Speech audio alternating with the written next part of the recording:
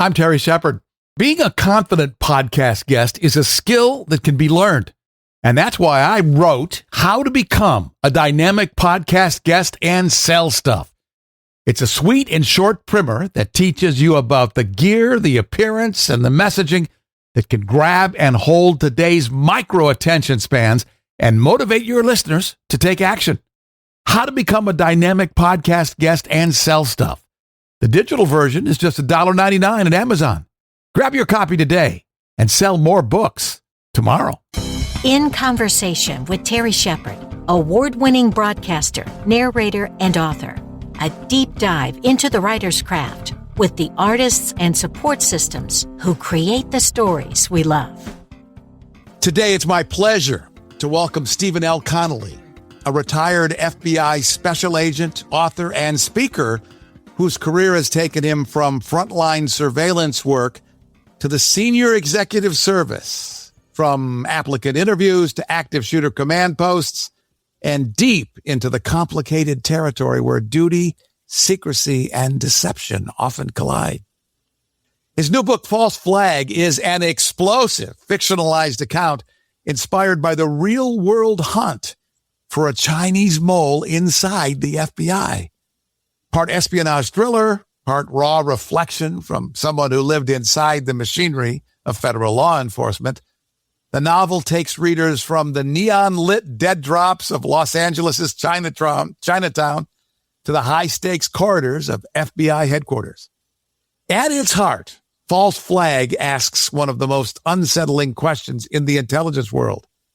What happens when the most dangerous enemy is someone you already trust? Yeah. Steve Conley, it's great to be with you. Thanks for joining me. Hey, Terry. Thanks for having me. It's good to see you again. What made you want to join the FBI? Oh, wow. Good question. So growing up, I was always interested, like probably every other kid. I saw the TV cop shows and stuff like that, and I was interested in law enforcement. And I actually ended up going to law school, and that kind of pushed me in that direction. I was already interested in the FBI, of course, but at that time, being a lawyer, having your JD was actually one of the categories that they recruited under. And so went to law school, studied criminal law. I actually my focus ended up being international law, and I was looking at other agencies even because of that. And I had an internship in Malta working at a law firm. And because of my position there and the people I was interacting with, where it was a banking finance law firm. We also did ship registries, and Malta is famous or infamous for flagging ships. But I would come into contact with various people from different countries, and I ended up talking to a lot of people that came across from Libya, a lot of Libyans that would come into Malta illegally, just crossing the Mediterranean and hanging out in the bars of Malta. Yeah, and I would chat them up and find out what was going on with the government and why they were fleeing. And I told my boss I was doing that, and he said, "You need to talk to this person over at the embassy." And so I started talking to this guy over at the embassy in Valletta, the U.S. embassy, which nothing was expressly said, but I was basically giving him what I was hearing from my conversations with these Libyans, which looks an awful lot like a source operation. But anyway, I was still interested in a couple different government agencies, including the FBI. I applied to all of them. The FBI responded right away and said, "Come on in, let's talk." And it didn't take long to get hired on. False Flag, to me, has the feel of both an espionage thriller and an insider's reflection.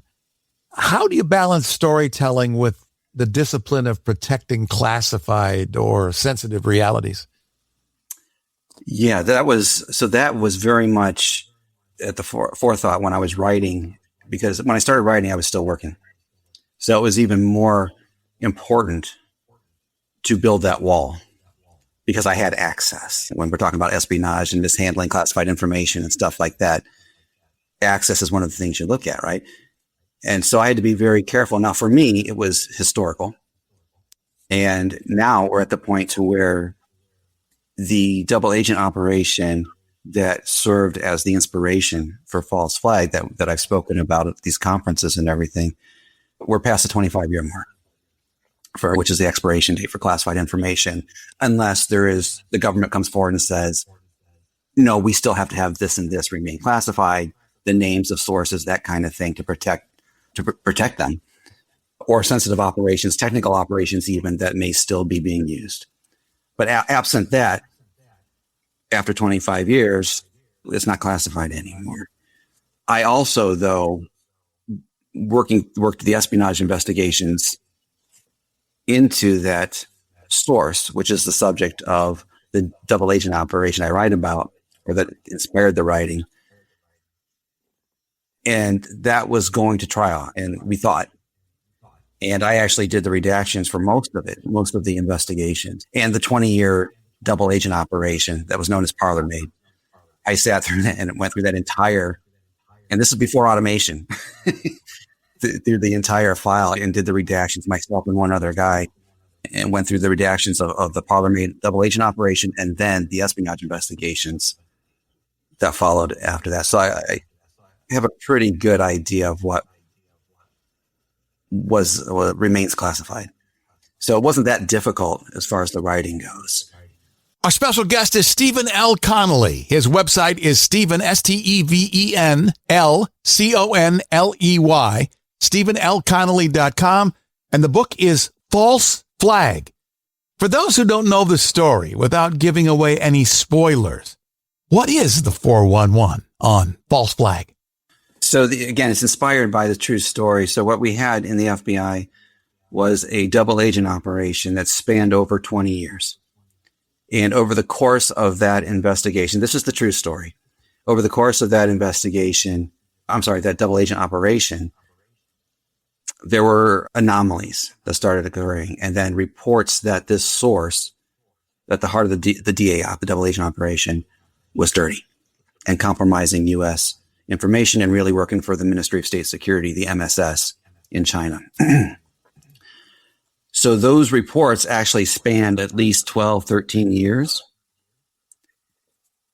but nothing was ever done about it. And there are various reasons for that. Ultimately, it comes down to headquarters deferring all those reports that this source was dirty to her handling agent, with J.J. Smith in Los Angeles. And what J.J. would do was just make it disappear. He would say, I got it. I talked to her. No harm, no foul. We're good. Or the other sources are lying or whatever. They're being misogynist because that's what the Chinese do.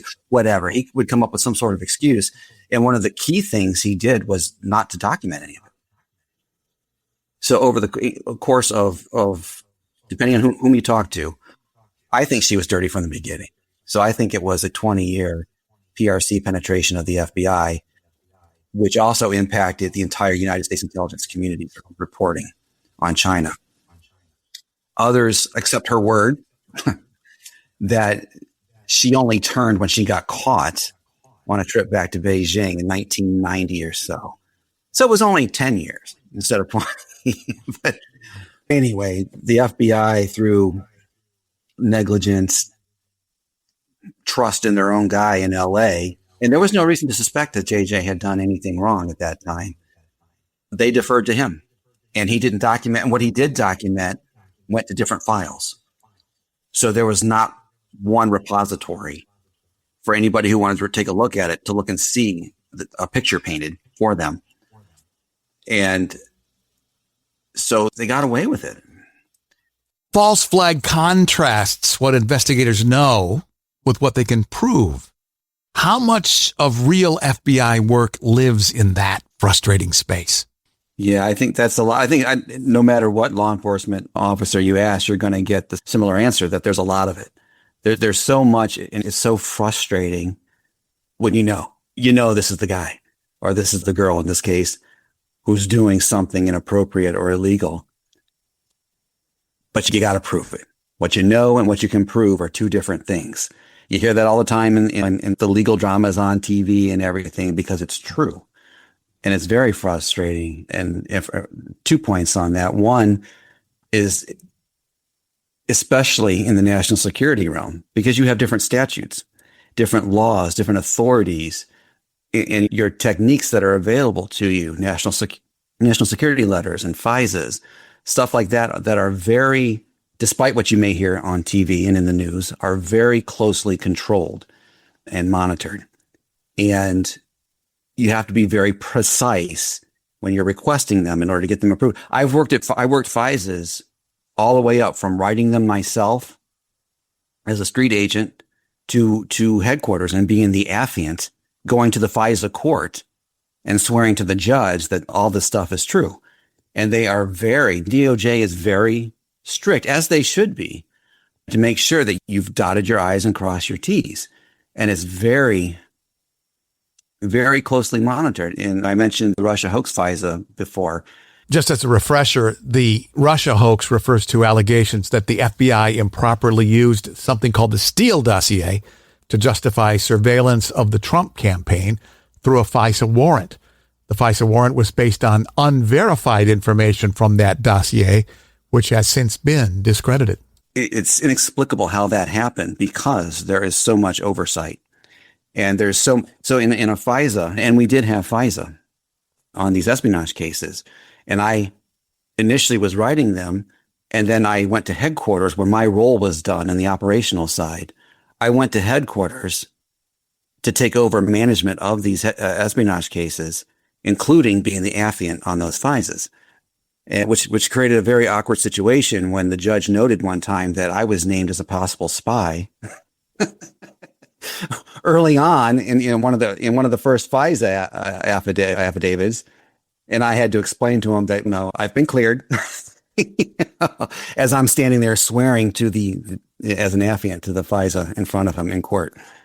But the point being that it's very strict. There are clear steps you have to follow. And any FISA that's predicated on source information requires that source to be vetted. It's the first thing you got to do. And with the Russia hoax FISA, that wasn't done. Clearly it wasn't done. And not only was it not done, but however many steps above the case agent, everybody who pressed that button certifying that all the requirements had been met, that was not accurate. That was not a truthful certification. Now, the reality is, I don't know, I wasn't there, but often in cases that are that big, headquarters will step in and say, just push the button, get it to us, we'll take care of it at headquarters, that kind of thing. But anyway, the point being that it's very difficult sometimes to meet all the requirements to even get the techniques to use in your investigation to collect the evidence that you need. And there's no guarantee that you're going to get that evidence through those techniques. And they're considered enhanced or advanced techniques within the FBI on the national security side. But even on the criminal side, it's frustrating when you know this is your bank robber. But absent a confession or a witness that you don't know about even existing coming forward, you can't arrest them. And the second point I wanted to make on that, Terry, if I may, was even with the evidence. So you go through this gray area and you struggle and you fight to get the evidence. In these espionage cases, we had their confessions. But we had a judge who was not favorable to the government and who allowed the defense to bring in the graymail arguments. And they went out and they got a defense attorney who specified in graymail. What is graymail? Graymail it's just blackmail. I don't know why we call it graymail, but graymail is when the defense comes in and says, drop the charges, or we're going to expose this source, this classified source, or this classified operation in open court. And there is a remedy for that. It's called CIPA, the Classified Information Procedures Act, I believe, that the judge is supposed to use, where the judge will hear the classified evidence in camera, in chambers, and then make a decision based on that, whether it's admissible or not, or whether to protect the source or not. But the source is not exposed in public, because we had, in those cases, in the hearing, we never actually went to trial. But even in the hearings, we had people from the Chinese consulate sitting there watching what was going on. And they were very interested in what was going on. So obviously we could not expose any source identities. And this judge refused to use SEPA. And then she tainted everything we had back to a top secret source from the early 90s. That was one of the first sources that identified Katrina Liang as working for the Chinese. So despite even working through and struggling and through all that gray area and getting independent evidence, and legally it was independently obtained, so it should not have been fruit of the poisonous tree. But this judge declared that anyway. And so very frustrating how that went down legally, and those cases ended with the plea agreements that they did. How did that impact you? Yeah, it was, like I said before, it was pretty tough. It was, so I was a new agent, and I actually got to know that squad, the PRC, People's Republic of China, counterintelligence squad, CI squad. When I first joined the FBI in LA, I was actually a surveillance specialist. I was not an agent initially.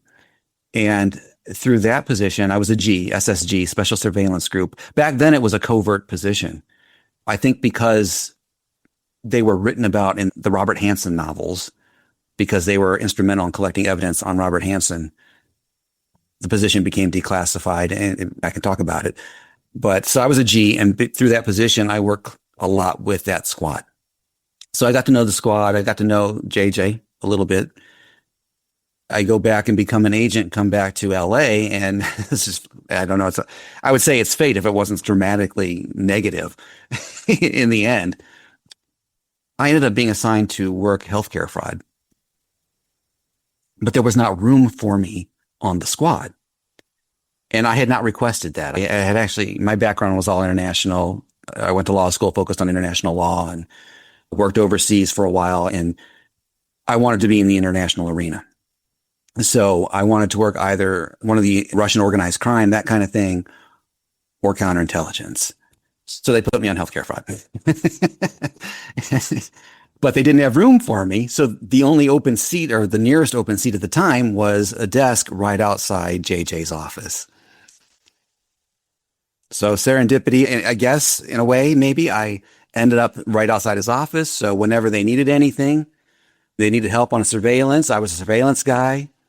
I worked with the squad, and I went out with them a lot on their cases and everything. And when he asked me if I wanted to join the squad, I said, yeah, I do. No question. And I swear it was like 2 days later, I come into the office, and he puts down an EC, an electronic communication. That's the standard FBI paperwork, internal paperwork, an EC. He slaps down the EC on my desk. He says, done. You got 2 weeks in your mind. Something that normally takes months. So that was an example to me, being a new agent, but that was the status he had in the office and the power he had in the office because of his stature. So at this point, he'd been running this double agent operation for, say, close to 18 years. Again, highly rewarded. He received awards from other agencies. At one point, this was held to be the top Chinese counterintelligence operation in the FBI, maybe the entire USIC. And he had that stature. And that's part of the problem. That was part of the problem. Nobody wanted to question him. Nobody wanted to rock the boat. And then I saw that when he retired and I took over and started seeing things that I wasn't comfortable with. And I was told by people at headquarters, don't rock the boat. This is a major operation, because she did have access to the top officials in China. She literally I could sit in her kitchen with her, and she could pick up her phone and call the president of China. That's the access she had. And she was the person to go to whenever anybody from China visited the United States. They would go through LA or San Francisco, and she would hold the banquet. She would hold the party, host parties at her home for all these diplomats and foreign dignitaries. So she had access that the FBI did not want to lose. And there are other reasons throughout the years, throughout the 80s and the 90s, where there were multiple instances where she was caught she was caught giving the Chinese information. But JJ, whenever any reporting came in that she was dirty, the people at headquarters just sent it to JJ and said, handle this, not knowing that he was compromised. And JJ would make it go away. Yeah, I talked to her. We're good.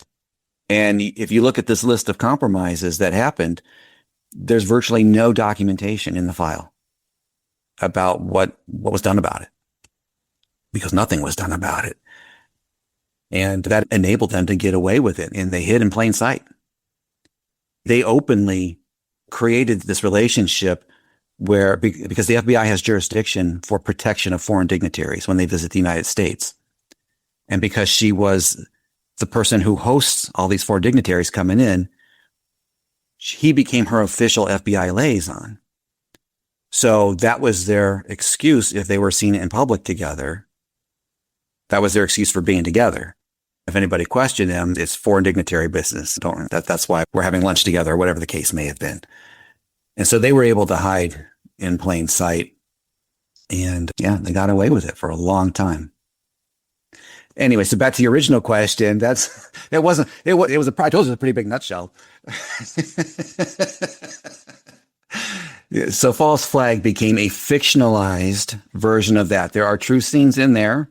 Some things, especially in the second half of the book, some of the scenes that happen at FBI headquarters where the main character, the protagonist, is a senior executive, mirroring my path. Some of the things that happened to the character were things that were said and done to me verbatim. But like I said, it was too difficult to write a true crime. And that's all the agents that did get back to me through my 60 query letters or whatever I sent out. They all just said, write true crime. Just make it true crime. It'll sell like hotcakes. It's a better market. It was just too difficult to do that and keep it interesting. So I think I did a pretty good job of weaving true scenes into the fictional narrative and plot, and combining what happened at the turn of the century with these espionage investigations with what happened about 10 years ago now at FBI headquarters with the politicization. And again, I fictionally tie that together in the book. Was it therapeutic to write it? Yeah. It was cathartic in a way. And I had forgotten about a lot of stuff. And once I started writing, things starts coming back to me. And like I said, when this was going on, when this was happening, you can't talk about it. If it's a classified investigation, obviously an espionage case.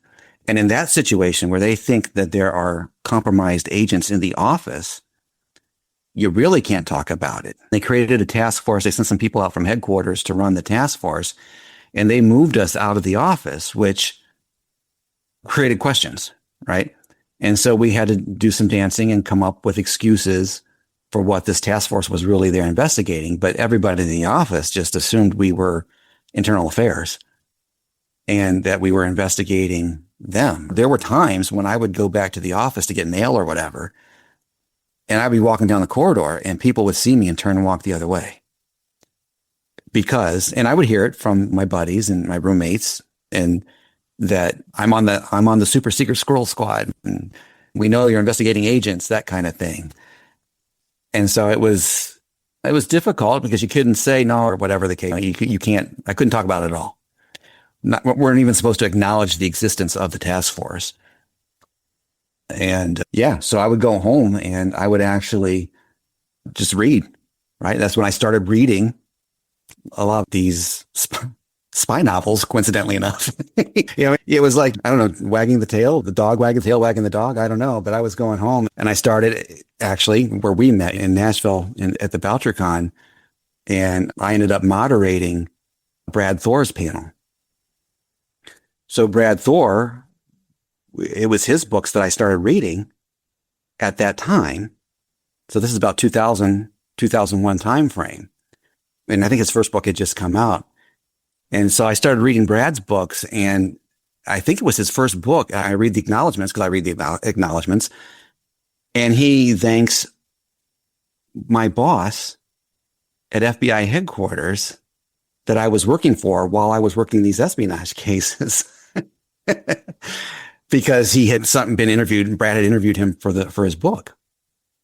And so it's just that unique relationship there and connection. And I told Brad that during the panel. I actually, revealed that. And and so Brad and I started talking, and Brad introduced me to some people and went from there. We're talking with author and retired FBI agent Stephen L. Conley about his new book, False Flag. What has your career taught you about human observation? Wow. So human observation, the whole you never judge a book by its cover thing. There are some really good actors out there, right? Especially in the CI world, in the spy world. It's what I always tell my kids when we're watching these TV shows. You start with the person you least suspect. Start with the person that the first person that comes to mind when I ask you who is not the spy, who's not the bad guy. Okay, that's the person you need to look at first. Because these in the real world, these sleeper agents have been here for a long time, and they have adapted. They have learned our culture. They have learned our mannerisms. They have learned our ways. And I think we saw that not so much. I was going to say the Russian group Ghost Stories, the Russian cell that was arrested several years ago now, probably more than 10 years ago. So it was the Russian cell of spies that was unearthed operating on the East Coast. And it ended up that they hadn't really done anything. And they were really quite inept. But they were so inept, I believe, that Russia had sent someone over to train them in place, which was a little odd. And the FBI sent in an undercover when we found out about them. And they were just started talking to this undercover guy like he was one of their handlers from Moscow and gave up everything. So you never know what you're going to get, but human observation, that's key in not just in the national security realm, but everywhere now. When my kids in school, I tell them, watch for this, watch for that, because we've had a couple school shootings here over the last couple of years, not too far from us. And just crime in general, the way it's gotten a little out of control here. You want to have a good time, but you got to be safe, and you got to be cognizant of your surroundings. Watch for the signs, for the people that look nervous or that don't belong. The person wearing a hoodie in 80-degree weather, just an untucked shirt or whatever, just stuff like that. And anybody who shows undue interest in you, who's asking you personal questions, people you don't know, who try to strike up a conversation with you, not for my kids, but in a bar setting, right? And I actually talk about this in the book for my character, is how it really negatively impacted just hanging out in bars and hanging out with people. Because my first thought when somebody comes up to me is, oh, it's a bump. Someone is trying to get close to me. Because that's what I was trained to do. Right. If I'm targeting someone, and whether it's a subject or whether it's someone I want to recruit to be a source, how do you initiate the conversation? How do you draw a commonality? Then you highlight the commonality, right? And then you try to become friends and arrange a meeting. And so that's the first thing I think of whenever something like that happens. I automatically go there. And then, of course, it's not, in all likelihood, it's not true. It's not happening. But yeah, so back when I was single, hanging out in the bars in LA, it was hard enough. But then anybody who actually came up to me and approached me, and my first thought was, oh, is this a bump? That kind of thing. So yeah, I guess if you get too much into the role, it can actually have a negative impact on you personally. Stephen L. Conley is our special guest. We're talking about his new book, False Flag, and about life as a law enforcement officer. In a world where you're trained to observe and distrust, how do you make friends? Yeah, that's a good question, especially when you're moving every couple of years, and as I did, and I didn't, quite frankly. When I lived in LA, it was so expensive, and just as a new agent, we had 3 or 4 agents that would stack up together in a 1-bedroom or whatever, 2-bedroom. Just because it was so expensive to live anywhere close to the office. So you get to know that clique, right? The people that live closest to you from the office. And that's really, I think I mentioned this in the book too, that's really who you end up hanging out with.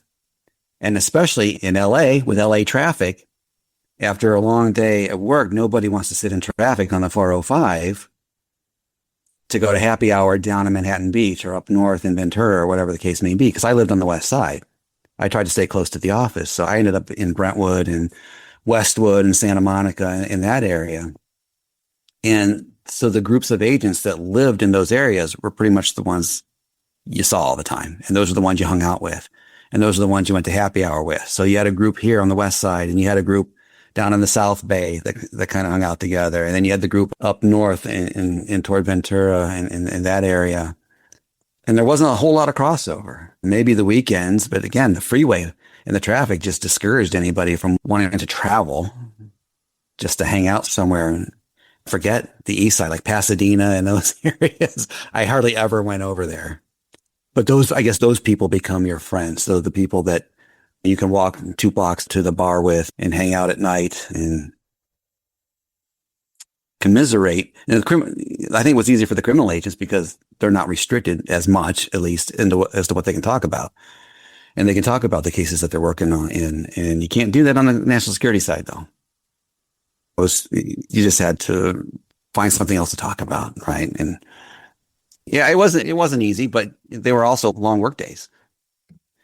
And for everybody, and especially I think as a new agent and new on that squad, that intelligence squad, when I took over that parlor maid operation, it was a full-time job. And he warned me, JJ warned me, it was a full-time job just for this operation. But I still had my other cases that I had already been assigned to. I had other espionage cases. I had another FISA that I had to work on. And back then we didn't have all of the analysts and the support personnel that we have now to process that stuff administratively. We did all that ourselves, yeah, except for language specialists if we need stuff translated. So yeah, I would work a lot of Sundays.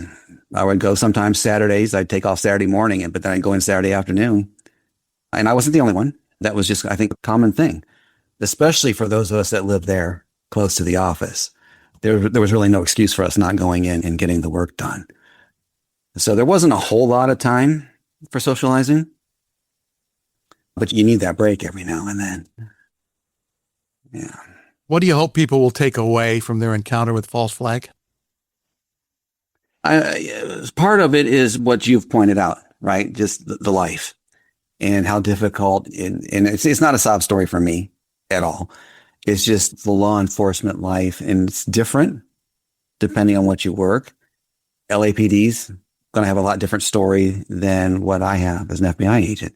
And within the FBI, it's going to be a lot different between those guys working criminal versus working national security. And I talk about that in the book as well for the characters, the relationships between the characters and how difficult it was to interact and not being able to talk to anybody about what you do on the national security side. And I never brought it home. Even after I left LA and went up through the ranks, I worked everything at some point or another. And then when I went into management, I ran programs, then I ran a field office as an acting SAC. And then back to the national security side at headquarters as a senior executive. And I never brought any of it home. Never talked about any of it because you weren't allowed to. You couldn't. And I know that made things difficult, not being able to explain why. Why do I have to go back in on Sunday? Why do I have to go back in and stay to midnight? Why are you taking all this equipment with you? Why is it dangerous? What are you going to do? Just not being able to answer simple questions like that, I think makes it rough on the family. So it may be just, if anything, it helps explain why that is, and maybe answer those questions. This may be what they're doing. This may be what your husband or wife is doing when they go to work that they can't talk about. The book is False Flag. The website, StephenLConley.com. That's StephenLConley.com. And our special guest has been its author, retired FBI Special Agent Stephen L. Conley. Steve, it's great to be with you again. Thanks for the conversation. No, Terry, thanks for having me. It's good to see you again. In Conversation with Terry Shepard is a copyrighted presentation. All rights reserved. I'm Lisa Davis. Join Terry Shepard next time in Conversation.